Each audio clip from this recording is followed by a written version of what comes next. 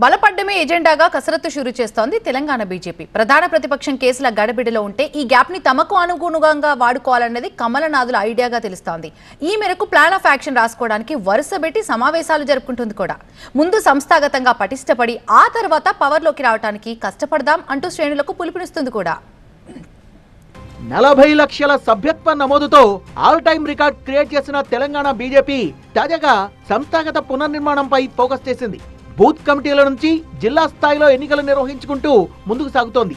పార్టీని బలోపేతం చేయడమే లక్ష్యంగా హైదరాబాద్ లో కీలక సమావేశం నిర్వహించింది కమలదండు. తెలంగాణ బీజేపీ కార్యాలయంలో ముఖ్య నేతలతో భేటీ అయ్యారు ఇన్ఛార్జ్ సునీల్ బన్సాల్. తాజా రాజకీయ పరిణామాలు, సంస్థాగత ఎన్నికలపై లోతుగా చర్చించారు. భేటీలో ఎన్నికల రిటర్నింగ్ అధికారులు, అబ్జర్వర్. మీరు మీ ఊర్లోనే ఇలా కిరాణా షాప్ ని పెట్టి మంచి లాభాలను పొందవచ్చు.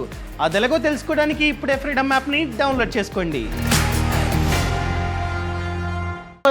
సభ్యత్వ నమోదు ఇన్ఛార్జిగా వ్యవహరించిన అరవింద్ మేనన్ కూడా పాల్గొన్నారు. ఇప్పటికే బీజేపీ మండలాధ్యక్షుల ఎన్నికలు పూర్తి చేసి జాబితాను సిద్ధం చేసుకుంది రాష్ట్ర నాయకత్వం. పేర్లు ఖరారు చేసి 2 రోజుల్లో ప్రకటించాలని ఇన్ఛార్జ్ సునీల్ బన్సాల్ ఆదేశించారు. ఇక జనవరి 18లోగా పార్టీ జిల్లా అధ్యక్షుల ఎంపిక పూర్తి చేయాలన్న సంకల్పంతో కసరత్తు జరిగింది. ఇప్పటికే 80% జిల్లా అధ్యక్షులపై క్లారిటీ వచ్చేసింది.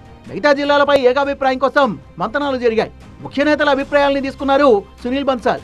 వచ్చే అసెంబ్లీ ఎన్నికల నాటికి అధికారంలోకి రావడమే లక్ష్యంగా సంస్థాగతంగా పటిష్టమయ్యేలా ప్లానింగ్ జరిగింది. ఇదిలా ఉంటే బీజేపీ రాష్ట్ర కొత్త అధ్యక్షుడు ఎవరనే ఉత్కంఠకు సైతం ఈ నెలాఖరులోగా తెరపడొచ్చంటున్నాయి బీజేపీ వర్గాలు.